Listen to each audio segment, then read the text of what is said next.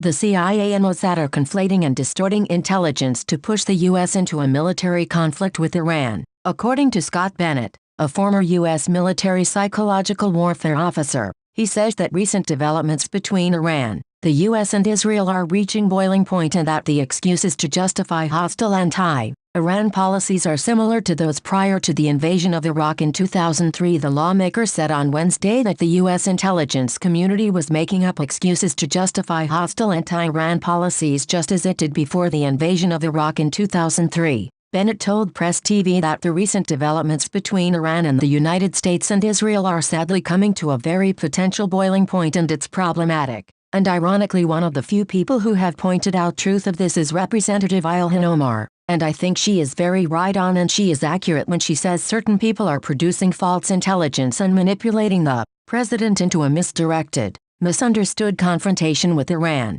he stated. And I think she speaks from the vast majority of Americans who share the same sentiments, who may not agree with her politically, philosophically or religiously. However, the American people sense in their heart that what Ilhan Omar is saying is absolutely true, and that is certain people, certain industry, specifically the military-industrial complex and certain warmongering Zionists, and other parties including Benjamin Netanyahu, and members of the U.S. intelligence community and Mossad, and Israel and Britain, MI6, and the United States CIA all have been conflating and distorting intelligence and manipulating it to President Trump's mind and sadly pushing him into a potential conflict by overreaction and other accelerating provocative countermeasures to Iran's very understandable and justifiable response to its natural resources being cut off, and economic sanctions strangling them, to the point of a very similar scenario between the United States and Japan in 1940, he pointed out. We remember that the Japanese World War II conflict erupted after the United States cut off oil supplies and rubber supplies from Japan and that reacted in Japan a life and death situation,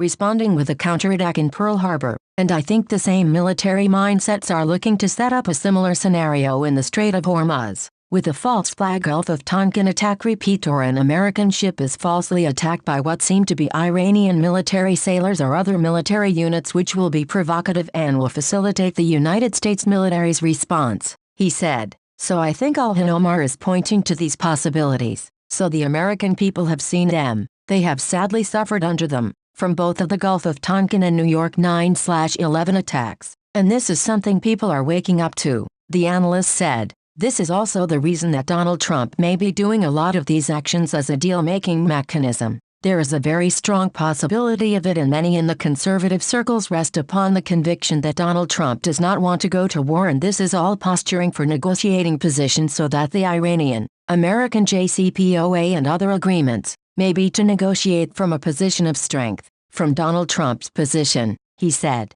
So this is a very distant way, a very positive way of looking at this because it intimates that Donald Trump is in fact separating from John Bolton, distancing himself from him, and blaming John Bolton for the bogged-down Venezuela coup, and most likely will be looking towards others in the intelligence community to blame for the Iranian problem, he added. But Ilhan Omar is pointing something that all Americans agree to it, that the intelligence Israel has provided about Iranian threats is complete false propaganda campaign. And Donald Trump unfortunately has been manipulated into overreacting to that. But I think the American people and American Congress are going to stand up to and give Donald Trump a very clear warning that if you wage war on Iran you will not be elected to a second term, and worse, you may be impeached for violating the War Powers Act, the expert said.